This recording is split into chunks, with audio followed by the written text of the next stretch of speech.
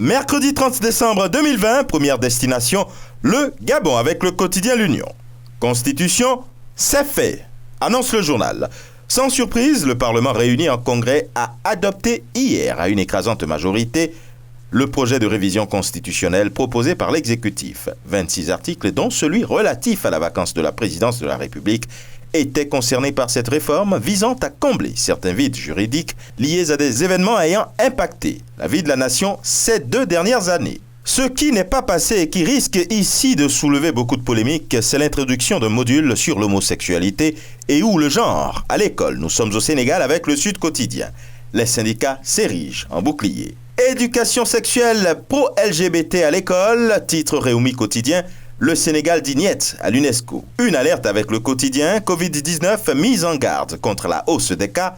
Macky sans cadeau. Le même numéro 1 sénégalais de s'installer également en manchette du quotidien Le Soleil pour inviter ceux qui ne respectent pas les mesures barrières à penser aux morts et aux familles endeuillées. Walf Quotidien emmène ses lecteurs se promener du côté de l'avenue Cheikh Anta Diop en titrant « Macky passe un sale quart d'heure » comme pour faire un jeu de mots. En Côte d'Ivoire, avec le Patriote, il est question de la clôture de la 3e phase du dialogue politique. De nombreux points d'accord. Et le Premier ministre Ahmed Bakayoko de dire « Joignons les actes aux engagements que nous venons de prendre. Le pouvoir et l'opposition s'entendent sur un acte d'apaisement fort après les violences électorales. » C'est ce qu'il a plu au quotidien Le Jour Plus de titrer pendant que Fraternité Matin, lui, balaie plusieurs sujets. La commission électorale indépendante, la procédure judiciaire, le découpage électoral, en concluant sur la même actualité que le gouvernement et l'opposition tombent d'accord. Une information que semble contester le Nouveau Réveil. Conclusion du premier round des échanges entre le gouvernement et l'opposition. L'opposition n'a pas signé le rapport du dialogue hier, propose à la lecture le journal. Au Burkina Faso, sécurité routière en manchette du quotidien L'Information pour tous, l'ONASER se dote d'un siège flambant neuf.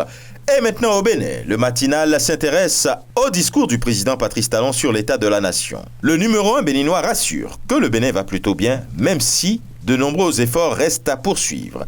Discours du chef de l'État sur l'état de la nation avec la nation, une photographie du Bénin qui renaît. Dans la foulée de la même actualité, la presse du jour propose quelques extraits du message du président Patrice Talon et on peut lire « Notre pays tient désormais le bon bout ». L'événement précis reste focalisé sur les mêmes titres en disant que la présidentielle de 2021 sera la fête de la démocratie, des propos attribués au président Patrice Talon. Et enfin au Maroc avec le quotidien Le Matin, on lit que le parquet général prône la célérité et l'efficacité dans le traitement des affaires en instruction. La présidence du ministère public veut relancer le chantier de la lutte contre les crimes financiers et ce sera tout pour aujourd'hui.